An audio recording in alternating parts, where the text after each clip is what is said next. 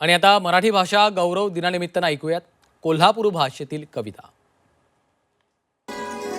दिंडी चालली चालली चालली चालली, या सुरव्याच्या रथात कोण बसली सुंदरी, या सूर्याच्या रथात कोण बसली सुंदरी.